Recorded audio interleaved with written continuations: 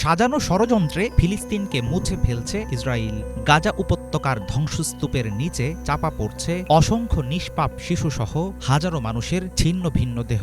হাসপাতাল, শিক্ষা প্রতিষ্ঠান, শরণার্থী শিবিরে ফেলা হচ্ছে টনের পর টন বোমা। আকাশে উঠছে জলপাই গাছ, কেফিয়া কিংবা মুয়াজ্জিনের শোকাগ্রস্ত কণ্ঠের আর্তনাদ। কিন্তু চলমান এই লোমহর্ষক বাস্তবতা যেন আরব শাসকদের কোনোভাবেই স্পর্শ করে না। মঞ্চের বাইরে দাঁড়িয়ে কেউ টুইট করছেন, কেউ বিবৃতি দিয়েই সারছেন ব্যক্তিগত দায়। ফিলিস্তিনের মৃত্যু যেন এখন একটি প্রোগ্রামড ট্র্যাজেডি, আর আরব বিশ্ব এই ঘটনার ভিআইপি দর্শক।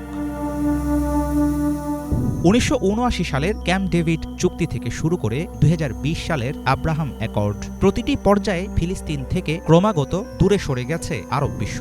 অথচ ধীরে ধীরে আমেরিকার মদতপুষ্ট দখলদার ইসরায়েলের সঙ্গে বৃদ্ধি পেয়েছে তাদের সখ্যতা। সম্পর্ক স্বাভাবিক করার নামে তেল আবিবের সঙ্গে বেড়েছে কূটনৈতিক বোঝাপড়া। স্বার্থের কাছে বিক্রি হয়ে গেছে সংযুক্ত আরব আমিরাত, বাহরাইন, মরক্কো, এমনকি সৌদি আরবও। নিজেদের নিরাপত্তা, অর্থনীতি ও যুক্তরাষ্ট্রের দয়া লাভের জন্য গাজাকে তারা ফেলে দিয়েছে খরচের খাতায়। গাজা ইস্যুতে নীরব থাকার কারণ হিসেবে আরবরা তৈরি করেছে কিছু অহেতুক যুক্তি। তাদের অনেকেই মনে করেন ফিলিস্তিন সমস্যার সমাধান আপাতত করা সম্ভব না, তাই বিষয়টি নিয়ে গলা চড়িয়ে কোনো লাভ নেই। ফলে নিজেদের ভূরাজনৈতিক হিসেবে লাভের অঙ্ক মেলাতেই তারা ব্যস্ত। ইরানের প্রভাব ও আঞ্চলিক দাপট রুখতে ইসরায়েলকে বানিয়েছে আপনজন। আমেরিকার কাছ থেকে পাওয়া করকরে ডলার ও সুযোগ সুবিধা এখন অনেক বেশি গুরুত্বপূর্ণ। লেবানন, সিরিয়া, ইয়েমেনের মতো যুদ্ধবিধ্বস্ত দেশগুলোর পক্ষে ফিলিস্তিনের ভার বহন করা সম্ভব না। রাজনৈতিক অস্থিরতা, গৃহযুদ্ধ, দারিদ্র্য এসব সমস্যায় জর্জরিত দেশগুলো নিজেদের নিয়েই ব্যস্ত।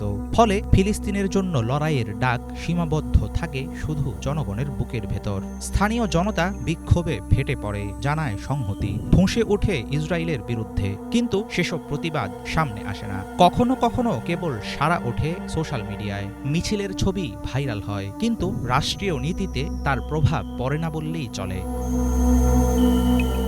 হতাশার মাঝেও কখনো সামনে আসে কিছু ব্যতিক্রম।